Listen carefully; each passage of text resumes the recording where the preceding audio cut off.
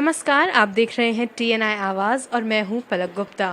आपको हर हफ्ते एक अलग शख्सियत से मिलवाते हैं और उनके जीवन से जुड़े बहुत सी बातें आपको बताते हैं कि कैसे उन्होंने अपने जीवन में अपना मुकाम हासिल किया, किस तरह की उनके सामने चैलेंजेस आए। तो आज हमारे सामने मौजूद हैं पंडित जी पुरुषोत्तम गौड़ सर। आपका बहुत बहुत स्वागत है हमारे साथ। जी धन्यवाद। तो सबसे पहले सर से जानेंगे कि उनके जीवन में क्या कुछ उन्होंने अपनी उपलब्धियां प्राप्त करी और क्या उनकी पूरी जीवन शैली रही। शुभ मुहूर्तम शुभ लग्नम क्षेमम कल्याणम आरोग्यम शुभम भवतु। जी नमस्कार। देखिए, जीवन शैली की बात करें तो जीवन शैली मेरा मानना है कि मेरी नहीं, प्रत्येक व्यक्ति की परमात्मा डिसाइड करता है और जो परमात्मा चाहता है सो ही हम करते हैं। कोई भी व्यक्ति कहता है कि मैंने अपने आप किया है, ऐसा कतई नहीं है। हाँ, ये बात सही है कि अच्छे कर्म करने पर अच्छा फल मिलता है। जैसा बीज बोते हैं उसके अनुरूप ही फल प्राप्त होता है। किए हुए कर्मों के फलस्वरूप ही आपको फल की प्राप्ति होती है, ऐसा मेरा मानना है। ज्योतिष शास्त्र की बात करें तो इसमें एक अलग बात दिखाई देती है। ज्योतिष शास्त्र कहता है कि व्यक्ति को जितना मेहनत करेंगे, जितना तपेंगे, जितना अनुभव होगा, उतना ही वो निखार लेगा, उतना ही उसका स्वरूप बनता है, उतना ही वो अनुभवी होता है। डॉक्टर, ज्योतिषी और वकील ये जितने सीनियर होंगे उतना इनका अपना वजूद बनता है। तो ये बात सही है। लेकिन आप जहाँ कहते हैं कि जीवन परिचय की बात कर रहे हैं, तो देखिए, जीवन परिचय का जो स्टार्टिंग है, मैं मेरे जीवन में 1981 में जयपुर आया। मूलतः हम बांदीकुई के पास बसवा गांव के रहने वाले हैं और जब वहां से हम आए तो हमें नहीं पता था कि हम क्या करेंगे और उस स्थिति में कोई दिशा नहीं और बिना दिशा के केवल और केवल मात्र इसलिए आए कि अब जयपुर चल करके पढ़ाई करेंगे और आगे की तैयारियां करेंगे। मगर देखिए, परिस्थितियां, स्थितियां और आपके भाग्य, आपके कर्म और परमात्मा का आशीर्वाद व्यक्ति को किस तरफ ले जाता है। जो प्रारब्ध है, प्रारब्ध के आधार पर जीवन व्यक्ति अपना बना लेता है और उसके अनुरूप ही उसको रास्ता मिलता है।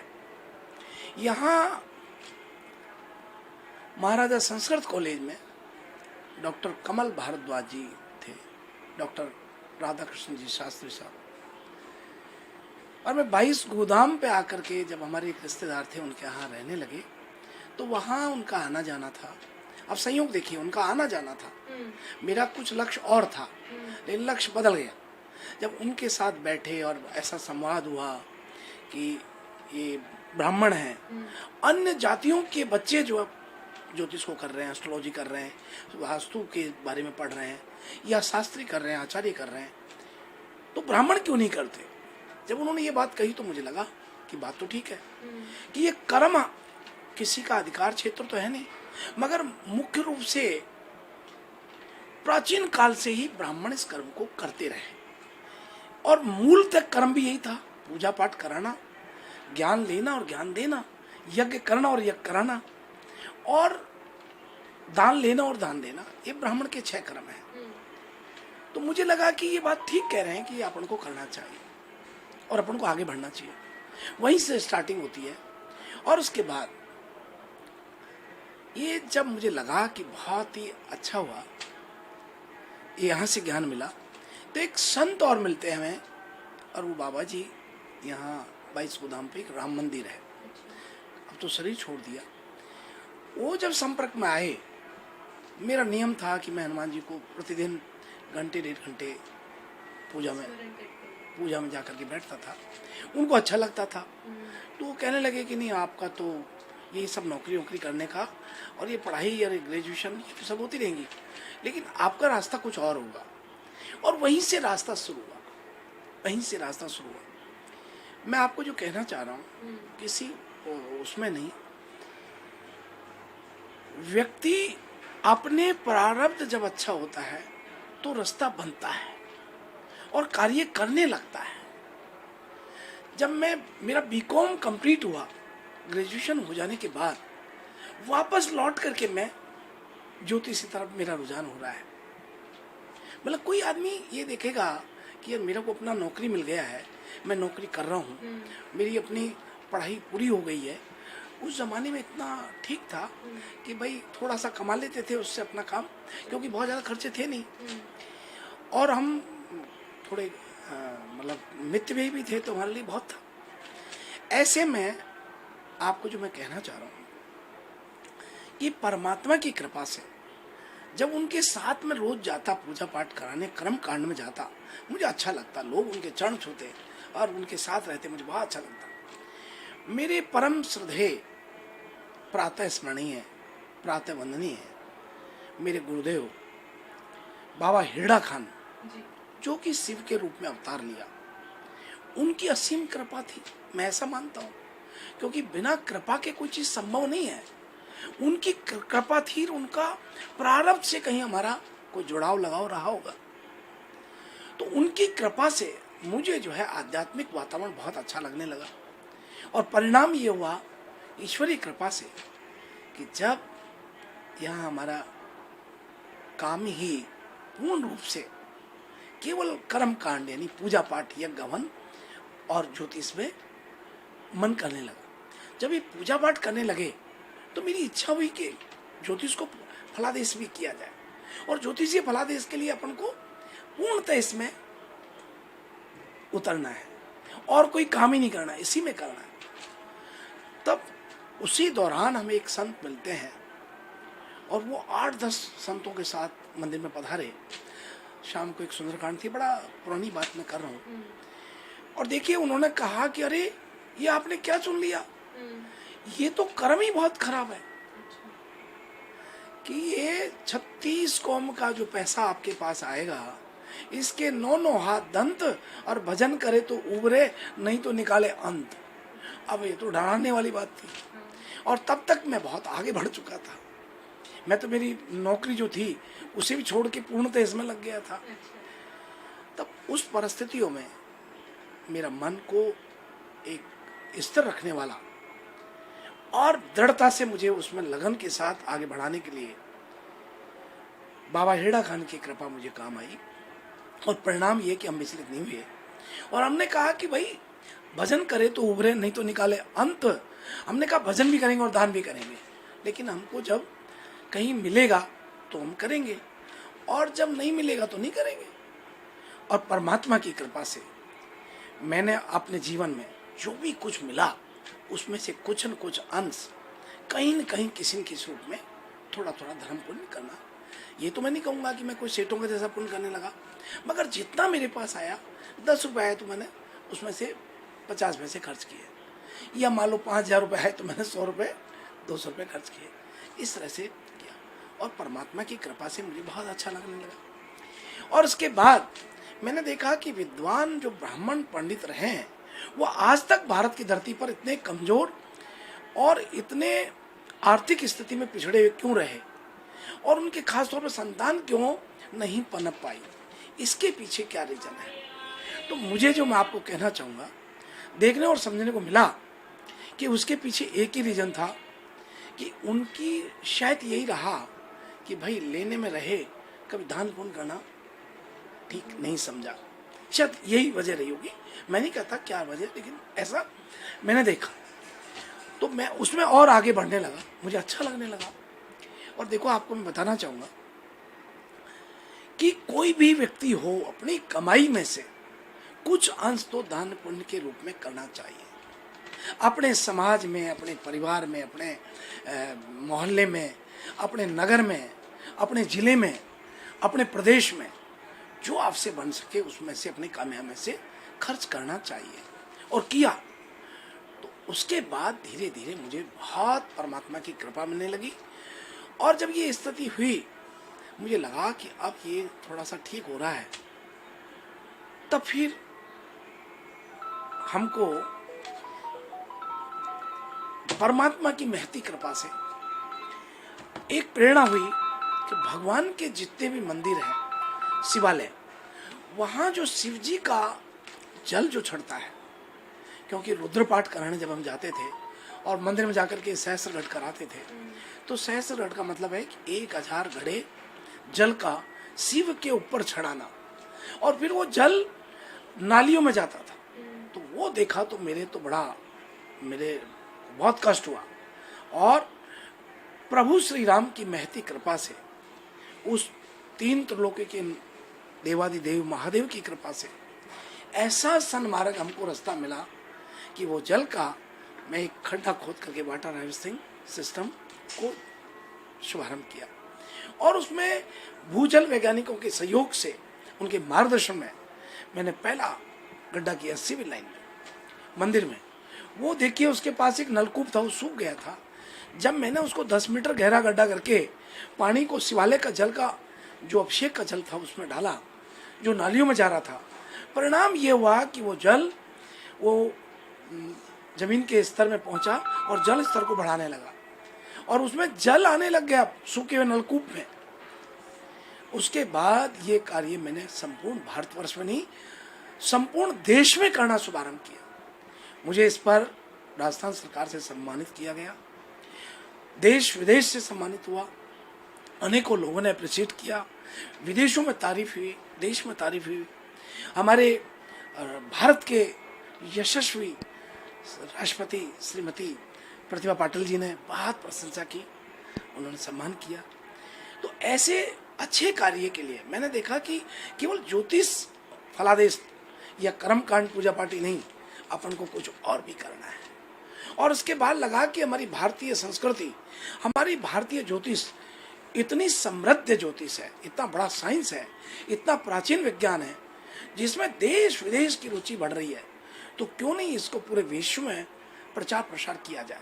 और इसको लेकर के मैं करीब 20-25 कंट्रियों की यात्रा विदेश में कर चुका हूँ, चाहे वो वाशिंगटन डीसी हो, अमेरिका हो, लंदन हो, पेरिस हो, स्विट्जरलैंड हो, हांगकांग हो, ताइवान हो, दक्षिण कोरिया हो, चीन हो, जापान हो, अन्य जितने भी मतलब जो है, मैं मेरे जो संपर्क में भगवान ने भाग्य में दिया, उन सब की यात्रा करके मैं इसका प्रचार प्रसार किया। और मेरे संपूर्ण जगत में जितने भी शिष्य हैं, उनको एक ही मंत्र देता रहा कि जीवन में अपनी बोलचाल की भाषा में आप श्री राम जय राम बोले। कोई मुस्लिम भाई भी हैं, ईसाई भी हैं, सब मेरे संपर्क में हैं, मगर इससे कोई मतलब नहीं, क्योंकि प्रत्येक व्यक्ति के शरीर में राम है, और जिसका राम निकल जाएगा, राम नहीं रहेगा, शक्ति विहीन होती ही वो मृत्यु हो जाता है। कहते हैं राम निकल गया, नहीं शक्ति से विहीन हो गया। शक्ति नहीं है तो व्यक्ति फिर कुछ नहीं है। तो राम में मैं जीवन बनाने का प्रयास किया। मैं फोन पे भी प्रत्येक व्यक्ति से श्री राम जय राम मेरे राम की जय हो, या मेरे राम बोलता हूँ। मैं नाम किसी का नहीं लेता, मेरे राम से संबोधन करता हूँ, और लोग भी आगे से चल के मेरे राम की जय हो, यानी संबोधन में यही होता है कि मेरे राम की जय हो। कई लोग कहते हैं गुरुजी प्रणाम, पर मुझे उसमें अच्छा नहीं लगता। मुझे अच्छा लगता है कोई कहे कि मेरे राम की जय हो, मुझे बहुत अच्छा लगता है कि राम की जय हो रही है। और आप देखिए प्रतिदिन बोलचाल की भाषा में 1000 नाम होते हैं, 30 दिन में 30,000 नाम होंगे, और 3 महीने में 1.25 लाख नाम हो जाता है, और 1 साल में 5 लाख राम नाम का अनुष्ठान बोली भाषा में हो जाता है, जो एक पुरुष चूर्ण हो जाता है। 5 लाख राम नाम का जप आपकी बोली भाषा के अनुरूप में हो जाता है। ऐसा मैंने पूरे जगत में सभी भक्तों को मेरे राम की जय हो, एक दूसरे को संबोधन भी करेंगे मेरे राम की जय हो, या श्री राम जय राम। इस प्रकार से मेरा जीवन रहा। और ये ज्योतिष का जो आज बात कर रहे हैं, चाहे वो प्रदेश का हो, चाहे वो देश का हो, चाहे वो अंतर्राष्ट्रीय स्तर पे हो, हमारा मीडिया जगत ने काफ़ी इसका प्रचार प्रसार किया। और आप ये कह रहे हैं कि ऐसा कैसे संभव है कि आप बिना पूछे किसी के बारे में पूछते नहीं और लिख देते हो कि आप ये पूछने आए। तो देखिए, ये मैं आपको बताना चाहूँगा कि मैं कोई भगवान नहीं हूँ, मैं भाग्य विधाता नहीं हूँ, मेरा कही हुई वाणी अंतिम निर्णय नहीं है। ये तो परमात्मा की असीम कृपा है, बाबा हिरडा खान की असीम कृपा है, मेरे गुरुदेव परम पूज्य श्री श्री 1008 श्री हिरडा खान बाबा की असीम कृपा है। इसलिए सब संभव होता है। व्यक्ति बिना पूछे, कोई भी व्यक्ति मेरे पास आता है तो मैं उनको लिखूंगा कि आप इतने भाई हैं, इतने बहन हैं, आपके पिताजी इतने भाई हैं, इतने बहन हैं, और आपका ये प्रश्न है, और आप ये पूछने आए हैं, तो ये तब संभव होता है जब प्रभु की कृपा आपके साथ है और जब आपका जप तप भजन आपके साथ है और उसके लिए आप साधना करते हैं, तब संभव होता है। ये बहुत कमाल की बातें इन्होंने अपने बताई, क्योंकि जिस तरह से पंडित जी ने अपना पूरे जीवन शैली बताई है, पूरा जीवन अब तक का पूरा जीवन जो जिया है वो एक तरह से मैं कहूँ थोड़ा संघर्ष भरा भी रहा, और इनके बाबा हेड़ा खान की इन पर कृपा भी रही, परमात्मा की भी कृपा रही।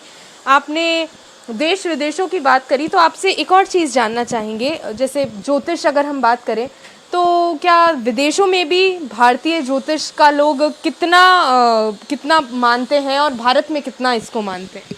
देखिए, आपको मैं बता दूं कि हमारा भारत सोने की चिड़िया रहा। संपूर्ण विश्व में के हृदय पटल पर भारत की संस्कारों की और संस्कृति की एक लोहा बना के रहे, क्योंकि ये अमिट छाप छूटी हुई है कि भारत को लोग कहते हैं कि संस्कारवान हैं। जब हम वस्त्र पहन के जाते हैं तो मेरे मस्तक पर तिलक और ये शिखा, गले में कंठी और ये माला और ये जो कुर्ता और धोती दुपट्टा लगा के हम निकलते हैं, तो लोग देखते हैं कि ये कौन है, कि ये भारत के विद्वान एस्ट्रोलॉजर हैं। ऐसा बोलते हैं तो हमें गर्व होता है कि भारत के विद्वानों का कितना सम्मान है। तो भारत की जो ये ज्योतिष, इंडियन भारतीय ज्योतिष शास्त्र है, इसका विदेशों में बहुत सम्मान है। लोग रिस्पेक्ट के साथ बात करते हैं। आप देखिए, हमारे जयपुर शहर में कितनी कई बड़ी बड़ी घटनाएं हुई, मैं किसी का नाम नहीं लूँगा। एक बालक का अपहरण हुआ, उसका तिथि और तारीख और समय जो यहाँ से मैंने लिख के दिया उसी समय वो मिला। एक बच्चा ये नाले में बह गया था, उसको बताया कि फला तारीख को ये इस मलबे में मिलेगा, वो वहीं मिला। आज कितने राजनेता, कितने अभिनेता, कितने लोग आते हैं। मैं कहता हूँ कि मैं भगवान नहीं हूँ, मैं भाग्य विधाता नहीं हूँ, मगर ज्योतिष इतना समृद्ध है कि इसका कैलकुलेशन जो होता है वो बोलता है कि ये कार्य फला दिन होगा, तो वो उसी दिन संभवतः होता है। ऐसा हमारा भारतीय ज्योतिष है। देखिए, सूर्य ग्रहण का हम 1 साल पहले लिख देते हैं, 2 साल पहले लिख देते हैं, और जो तारीख और समय देते हैं उसमें ही सूर्य ग्रहण होता है। अब सोचिए क्या ज्योतिष है। सूर्य का और हमारा तो कोई तालमेल तो है नहीं कि आपस में हम फोन करके बात करते हो कि आप इस समय ऐसे कर देना, ऐसा तो है नहीं। ये तो प्रकृति, वो भी यहाँ आपकी मेडिकल साइंस जो जानता है उससे 10 गुना अधिक भारतीय ज्योतिष समृद्ध है, और ये एक प्राचीन विज्ञान के रूप में देखा जाता है। तो जैसे कि ज्योतिष जी ने बताया कि किस तरह से विदेशों में कितना सम्मान किया जाता है भारतीय ज्योतिष का। बिल्कुल, अगर भारत कहीं पर भी जाता है, अपने आप को भारत रिप्रेजेंट करता है, इंडिया अपने आप को रिप्रेजेंट करता है, तो ये बात तो मानने की है कि हिंदुस्तान का लोहा तो सब मानते हैं, क्योंकि हमारा भारत ही कुछ ऐसा है। आपके जो गुरु रहे हैं बाबा हेड़ा खान, इनके बारे में जानना चाहेंगे कि आखिर कैसे आप उनसे मिले और कैसे आपने यही सोच लिया कि अब तो मुझे ज्योतिष विद्या में ही जाना है। किस तरह से इनकी कृपा आप पर है? हाँ, देखिए, ये बात सही है कि मैं तो कॉमर्स का स्टूडेंट रहा, और बात ये सही है। बाबा हेड़ा खान हमारे बांदीकुई, यानी मेरे जो हम रहते हैं, मेरे गांव के पास बांदीकुई बड़ा शहर है। बाबा हेड़ा खान बांदीकुई में आए, स्वयं आए। जब वो आए तो मेरे फादर भी वहाँ उपस्थित हुए, और जब उन्होंने घर जाके कहा कि आज तो हम भगवान से मिल के आए, कि ऐसे भगवान देखे ही नहीं, क्योंकि वहाँ यज्ञ हो रहा था और उस यज्ञ में एक त्यागी महात्मा विघ्न डालने के लिए आए, और जब वो विघ्न डालने का प्रयास किया तो त्यागी महात्मा कुछ नहीं कर सके बाबा की कृपा से। और वहाँ कई लोग जो है कहने लगे कि ये कोई महात्मा जो आए हैं ये अपने आप को भगवान मानते हैं। बाबा नहीं कहते मैं भगवान हूँ, लेकिन बाबा के चमत्कार भगवान के जैसे थे। तब लोगों ने लोहा मान लिया कि बाबा हेड़ा खान तो भगवान है। ऐसी वार्ता हमारे घर में जब मेरे पिताजी ने किया कि आज भगवान से मिले, तो कोई भी बच्चा सुनता है, छोटा बच्चा, कि भगवान मिले, तो हमारी भी जिज्ञासा हुई कि भगवान से मिलेंगे, कि ऐसे भगवान है तो हमको मिलना है। तो अब हमने देखा कि अब रात को कह रहे थे, अब चूंकि उस समय साधन भी नहीं थे, तो पर मेरी इच्छा हुई कि मैं तो अभी जाके मिलूंगा, कि अब कोई होंगे भी नहीं, अभी मिल लेंगे। तो देखिए, बाबा हेड़ा खान के बारे में बताना चाहता हूँ। बांदीकुई में जब इनका 1973 में आगमन हुआ, तो उस वक्त एक व्यक्ति ने कहा कि भगवान है और शंकर के अवतार हैं, तो वो 6 सर्प पकड़ के लाया, और कि भगवान है तो इनका सर बिगाड़ेंगे नहीं। वो जहरीले सर्प, बड़े बड़े मोटे मोटे, काले काले काले पीले सब, और उनकी एक कुटिया में ठहरे हुए थे। वो कुटिया में मोरी, पानी की जो मोरी होती है उसमें से घुसा दिए और सारे सर्प अंदर चले गए। अब बाबा वहाँ ध्यान लगा के बैठे थे, पर चूंकि भगवान थे तो उन्होंने सबको गले में डाल लिया। अब वो सर्प जो है सारे, वो तो हिल रहे थे, डांस कर रहे थे गले में। जब वो बाहर निकले, बाबा को देखा लोगों ने कि वो सर्प तो गले में पहन रखे हैं और सर्प तो डांस कर रहे हैं, जो नागिन डांस होता है ना, वो डांस कर रहे हैं। अब ऐसे में जो व्यक्ति था वो अंधा हो गया जिसने वो सर्प डाले थे। बाहर निकलते ही बाबा को देखा और बाबा ने उसको देखा, वो अंधा हो गया। अब इसको क्या कहेंगे आप? और लोग बाबा के चरणों में पड़ गए, बाबा ये तो अनर्थ हो जाएगा, नहीं कि बोला इसने गलत किया है। फिर जब पूरा गांव उनके चरणों में पड़ गया कि बाबा ये इसने भूल से कर दिया, इसको माफ करो, अब आप इसको ठीक करके बताओ। तो बाबा ने कुछ नहीं, एक भभूति ली और उनकी आंख में फेंकी और आंख में जैसे अंदर डाली और वो ठीक हो गया। माफ भी कर दिया, दयालु भी है, बड़ा वही होता है जो माफ कर दे। इतना बड़ा कार्य करने के बाद माफ किया और परिणाम ये हुआ कि देखिए बाबा के अनेक चमत्कार हैं। बाबा एक बार यज्ञ हो रहा था और यज्ञ में कोई वहाँ पहले इतना साधन नहीं थे और खुले में यज्ञ हो रहा था, तो छड़ी लिया और खड़ा किया, चारों तरफ बरसात हुई, वहाँ वर्षा नहीं हुई। आप इसको क्या कहेंगे? छड़ी में कोई छत्ता नहीं, कोई त्रिपाल नहीं। तो ये बाबा के अनेक चमत्कार हैं। आज आपका एप्पल का जो मालिक है वो भी बाबा का शिष्य है। बाबा का जो ये लाल कलर, जो यहाँ अपना लाल लैब वाला जो है, लाल लैब के नाम फेमस है, वो भी बाबा के शिष्य हैं। अनेकों, शशि कपूर बाबा के शिष्य हैं, अनेकों शिष्य हैं। तो उस समय जो है मेरे पिताजी और मेरी मातृभूमि बांदीकुई के कारण मुझे बाबा की कृपा मुझे प्राप्त हुई। और ये देखिए कि बाबा की कृपा केवल कोई दिखावे की पूजा या कोई चढ़ाना या कोई ऐसा कुछ नहीं है। बाबा केवल भाव के भूखे हैं। बाबा कहते थे मुझे क्वांटिटी नहीं, क्वालिटी चाहिए। और सत्य सरलता प्रेम, हमारे बाबा का स्लोगन है, सत्य सरलता प्रेम। बाबा चाहते हैं सत्य बोलो, सरल रहो और प्रेम करो। आप देखिए आज पूरे विश्व हम घूमते, पर मैं कोई अंगूठी नहीं, कोई किसी प्रकार का कुछ भी नहीं, और सबसे कोई मुझे ऐसे भी करता है तो मैं प्रणाम भी करता हूँ। सत्य सरलता प्रेम बाबा का भाव है और उसी मार्गदर्शन में पूरा फॉलो करने का प्रयास करते हैं और अपना ईमानदारी से कर्म को प्रधान माना है, रात दिन अपना कर्म में लगे हुए हैं। बिल्कुल, ये बात बहुत बहुत अच्छी है और पूरे हिंदुस्तान को क्या, पूरे विश्व में हर एक व्यक्ति को ये बात माननी चाहिए कि अगर कोई भी व्यक्ति सत्य, सरलता और प्रेम से जिएगा तो आपके जीवन में जो खुशी होगी, जो एक संतुष्टि होगी, वो शायद किसी और के जीवन में ना हो, अगर आप सत्य, सरलता और प्रेम के साथ जिएंगे तो। सर, आपके जीवन में आप अपनी प्रेरणा आप बाबा हेड़ा खान को मानते हैं, आप उन्हीं के शिष्य रहे हैं, उन्हीं की आपने दीक्षा, मतलब उन्हीं से शिक्षा प्राप्त की है। आपके जीवन में और किस चीज़ के लिए आप सबसे ज़्यादा अपने गुरु के या परमात्मा के आभारी रहेंगे? ऐसी कौन सी चीज़ है, ऐसी कौन सी बात है जिसके लिए आप हर दिन हर वक्त उनका शुक्रिया अदा करते हैं? देखिए आपने बहुत अच्छी बात कही है। मैं सबसे पहले मेरे पिताजी को जो है इस बात के लिए धन्यवाद दूंगा, क्योंकि मेरे फादर बड़े सामान्य परिवार में उन्होंने जन्म लिया और एक बहुत ही गरीब परिवार में लिया, लेकिन वो गरीब होते हुए भी उन्होंने दान पुण्य बहुत किया और वही प्रेरणा हमें मिली। वो भी उस ज़माने में भी 4-4, 5-5 घंटे भजन किया करते रहे और वो करते रहे, तो उनसे प्रेरणा हमको मिली कि हम भी, जब मैं 4-5 साल का था तब मेरे हनुमान चालीसा कंठस्थ हुई थी, और जब मैं 6-7 साल का हुआ तो सुंदरकांड मेरे कंठस्थ हो चुके थे। उनके साथ बैठ करके हमको लगा कि भजन ही सब कुछ है। तो एक तो झूठ नहीं बोलते, तो हमें झूठ बोलना नहीं आया। दूसरा, वो बहुत सरल आदमी है, क्योंकि बहुत ज़्यादा अभाव का जीवन था।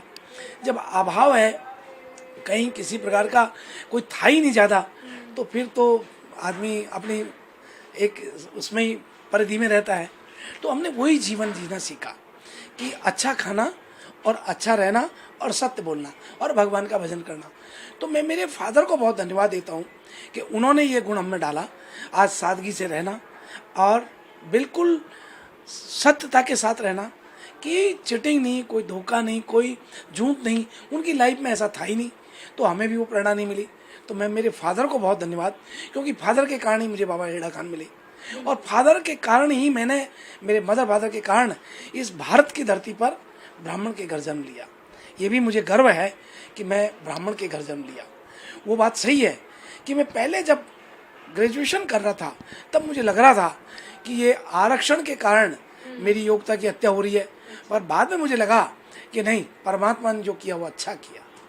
बिल्कुल, ये तमाम वो बातें हैं जो हमने आज जानी है। सर, हम ये भी जानना चाहेंगे कि अगर हम बात करें आज के दौर की, तो आज के दौर में हम मतलब आज के दौर में ज़्यादा जो युवा पीढ़ी है वो ज़्यादा ज्योतिष विद्या पर नहीं मानती है।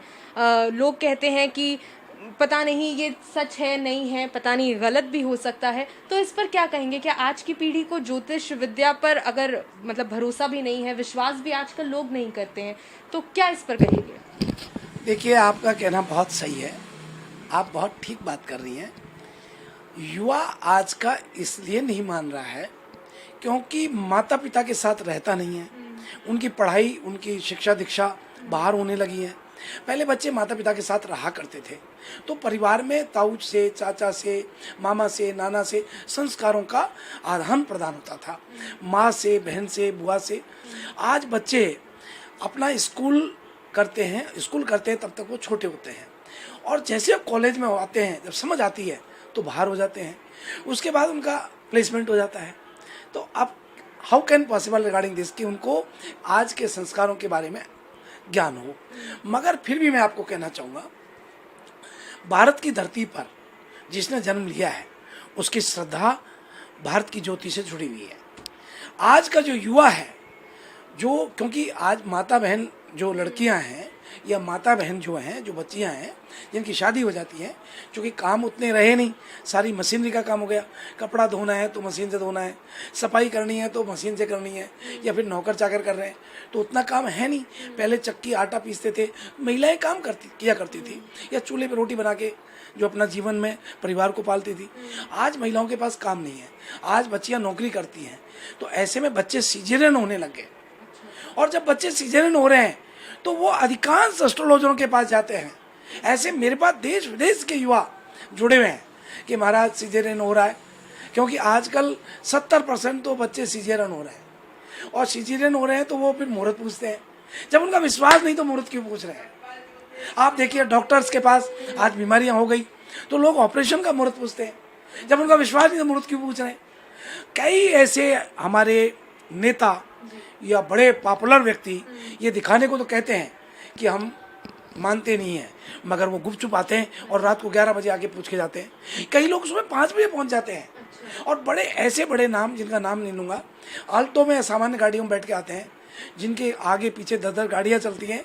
ऐसे लोग भारत की ज्योतिष को सलाम करते हैं, सैल्यूट करते हैं, क्योंकि ये भारत की धरती पर सबसे बड़ा तीनों चीज़ों को देखने वाला है, आगे, पीछे और वर्तमान, यानी भूतकाल, भविष्यकाल और वर्तमान। तीनों, भूत, भविष्य, वर्तमान, तीनों को जानने वाला केवल संसार में एक ही मेडिकल साइंस है, और वो है, उसका नाम ज्योतिष शास्त्र। तो इस पर क्यों नहीं विश्वास करेंगे। और आपको बता दें कि आज नींव के मुहूर्त हैं। ऐसा नहीं है कि मुहूर्त के बिना कोई कार्य करता हो, प्रत्येक व्यक्ति मुहूर्त करता है, चाहे वो छोटा करे चाहे बड़ा करे। दिवाली का पर्व है, कोई भी हिंदू कहीं भी रहे पर मुहूर्त को देख के पूजा करता है। तो कौन कहता नहीं मानते? मानते हैं, मगर यह है कि लोग उसको जो है गोपनीय करना चाहते हैं, और उसमें उनकी शान समझते हैं कि हम नहीं मानते तो बहुत बड़े लोग हैं। आज आप देखिए, संपूर्ण डॉक्टर्स जो हैं, जितने भी डॉक्टर हैं, पहले डॉक्टर कहते थे कि हम नहीं मानते। मैं कहता हूँ कि दुनिया का 80% डॉक्टर ज्योतिष को मानता है। वो अपने बच्चों के लिए पूछता है कि बच्चों को क्या दिलाएं सब्जेक्ट, कौन सा मार्ग इनका रहेगा, इनको क्या आप मार्ग प्रशस्त कीजिए, क्या कराएं। तो ऐसा नहीं है कि भारत में ज्योतिष का सम्मान नहीं है।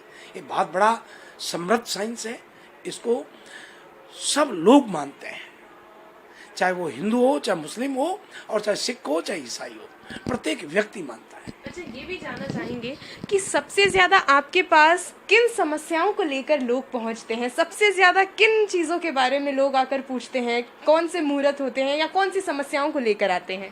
देखिए, आपने तो वो प्रसंग कर दिया कि ये एक ऐसा प्रसंग है। आज सबसे ज़्यादा यदि कोई प्रसंग लेके आते हैं तो मैं आपको बता दूं, सबसे पहले तो बेरोजगारी, कि रोजगार के अभाव में बच्चों को लेके बहुत परेशान है। दूसरा, बच्चों के रोजगार के अलावा उनके सही समय पर विवाह को लेकर चिंतित है, क्योंकि बच्चे समय पर विवाह नहीं कर पा रहे हैं। अपनी वो पढ़ाई को लेकर के या अपनी करियर को बनाने के लिए बच्चे जो है बहुत डिले हो जाते हैं। तीसरा, प्रश्न की बात करें तो विवाह हो जाने के बाद तलाक को लेके बहुत आ रहे हैं, क्योंकि बच्चों में पेशेंस बहुत कम रह गया है, और पेशेंस के अभाव के कारण आज तलाक के इतने केस आते हैं कि आप मानिए कि उनको 40% तो मैं ही यहीं समझौता करके भेजता हूँ। झगड़ा कुछ नहीं होता, केवल झगड़ा एक ईगो का होता है। अभी आपको बताऊं कि आज आपसे पहले ही 2 घंटे पहले एक बहन बहुत नाराज होके आई कि मुझे आज मेरे हस्बैंड से तलाक लेना है। मैंने कहा क्यों लेना है, कारण बताओ। कि नहीं, उनमें ईगो बहुत है, उनसे बात नहीं करते, मुझे समय नहीं देते। मैंने कहा क्या करते हैं, कि सीए हैं। भाई सीए हैं तो क्या हो गया, वो अपने काम में फील्ड में वहाँ टाइम दे रहे हैं ना। कि हाँ वो तो है, मगर मुझसे वो तो टाइम देना चाहिए ना। मैंने उनको बताया कि देखिए, आज वो काम कर रहे हैं तो जो कमाएंगे तो आपके घर में आएगा, तो उससे भविष्य आपका ही बनने वाला है, आपके बच्चों का बनने वाला है। वो तो एक वो व्यक्ति होंगे, लेकिन जब आपके 2 बच्चे होंगे तो 2 वो बच्चे आपके और 1 आप, तीनों के लिए वो अकेले काम करेंगे ना। उनको तो काम करने दो। समय आपको दे रहे हैं, कम दे रहे हैं, ज़्यादा दे रहे हैं, तो कोई बात नहीं, लेकिन ये जो समय है ये कमाने का समय है। इस समय में यदि वो आपके लिए कुछ करेंगे तो आपको काम आएगा। कहा ये तो ठीक है, तो फिर गलत क्या है। कि गलत है कि मेरे को जो ना गुस्सा बहुत आता है, तो आप गुस्से को कम कर दो। तो ज्योतिषीय उपाय उनको बताए, वो बहुत प्रसन्न होके गए। इतनी सी देर में उनका तलाक बंद हो गया। तो आज बच्चों में सहन शक्तियाँ कम हो गई, इसलिए ये तलाक वाला केस भी बहुत आने लगे हैं। और इसके अतिरिक्त आज खान पान बच्चों का बहुत बिगड़ चुका है, इसलिए स्वास्थ्य को लेके बहुत बहुत ज़्यादा केस आने लगे हैं। एक घर में झगड़े बहुत होने लगे हैं, झगड़ों को लेकर के बहुत लोग परेशान हैं। माँ बेटे से, बेटा माँ से, बाप से, बहन से, आज बहुत झगड़े होने लगे हैं। एक और बात नई उभर के आ रही है जो भारत की धरती पे था ही नहीं। सरकार ने बहन और भाई में कोई फर्क नहीं रखा। बाप की प्रॉपर्टी में बेटा और बेटी का पूरा हक होता है। जब बेटियों की शादी हो जाती है तो भाई उनसे थोड़ा सा अलग सा काम करते हैं और सम्मान नहीं देते, बेटियों को कष्ट होता है। उस वक्त बेटी अपना अधिकार को लेकर के केस ठोकती है, और महाराज वो जो केस करती है ना, उसके बाद मनमुटाव शुरू हो जाता है। तो आज ये भी बहुत आने लगा, जो भाई बहन एक छत के नीचे गुलाम मस्ती करके जन्म लेकर के, यानी कूद करके, उछल कूद करके पले बड़े हैं, वो बच्चे आपस में आज केस लड़ रहे हैं। ये एक हमारा पहले नहीं देखने को मिल रहा था, पर ये भी एक सामना हमको करना पड़ रहा है। तो इस प्रकार के बहुत केस हैं, अनेक प्रकार से लोग जो है इन समस्याओं को लेके आते हैं। ये सारी तमाम वो चीज़ें हैं आज हिंदुस्तान में कि किन समस्याओं को लेकर लोग ज्योतिष के पास जाते हैं, अपनी ये सारी समस्याएं हैं। एक आपसे आखिरी सवाल ये पूछेंगे कि हमारे चैनल के माध्यम से आप पूरी दुनिया को, पूरे विश्व को क्या कहना चाहेंगे? देखिए, मैं सभी से एक अपील करना चाहूँगा। भारतीय ज्योतिष तो समृद्ध है ही और आपको मार्गदर्शन करने में सहायक होगा, लेकिन कोई भी एस्ट्रोलॉजर भाग्य विधाता नहीं, भगवान नहीं, और उनकी कही वाणी अंतिम निर्णय नहीं। जो भी आपको निर्णय कहीं भी मार्गदर्शन लेते हैं, उसमें निर्णय आप अपने विवेक से लें। और साथ में संपूर्ण जगत को हमारे चैनल के माध्यम से यही निवेदन करना चाहूँगा, अपील करना चाहूँगा कि सत्य, सरलता, प्रेम को अपने जीवन में अपनाइए और अपने जीवन को स्वर्ग बनाइए। यही आपसे अपील रहेगी। सभी का बहुत बहुत हृदय से आभार, साधुवाद, और चैनल के संपूर्ण हमारे फैमिली को, चैनल के संपूर्ण कार्यकर्ताओं को, परिवार को ये मेरी तरफ से शुभ आशीष। और बाबा श्री हेड़ा खान 1008 सिद्ध सिद्धेश्वर भगवान श्री हेड़ा खान बिहारी देव के श्री चरणों में विनीत होकर के मंगल कामना सबके लिए करता हूँ। धन्यवाद। जय श्री राम। बिल्कुल, आपसे हम भी यही कहेंगे कि अपने जीवन में वाक़ई सत्य, सरलता और प्रेम को अपनाएँ, तो आप अपने जीवन में खुश भी रहेंगे और संतुष्ट भी रहेंगे। हमने बहुत सारी बातें जानी हमारे ज्योतिष पुरुषोत्तम गौड़ जी से, जो कि देखा जाए तो सिर्फ जयपुर के ही नहीं, पूरे हिंदुस्तान में बहुत ही ज़्यादा प्रसिद्ध एस्ट्रोलॉजर हैं। और एस्ट्रोलॉजर वाक़ई कोई भाग्य विधाता नहीं होते, आप परमात्मा नहीं होते। आप लोगों को जो भी समस्या आती है, एक एस्ट्रोलॉजर, एक ज्योतिष विद्या आपको सिर्फ एक रास्ता दिखा सकती है, अगर आप मार्ग भटक रहे हैं तो। लेकिन कोई भी एस्ट्रोलॉजर आपको पूर्ण तरह से कोई ये मार्ग नहीं कहता कि आप यही करेंगे तो आप ऐसा हो जाएंगे। आपको अब जो भी अपनी ज़िंदगी में मिलता है वो परमात्मा के आशीर्वाद से मिलता है और अपने कर्मों से मिलता है। तो ये चीज़ सदैव अपनी ज़िंदगी में याद रखें और अच्छे कर्म करें।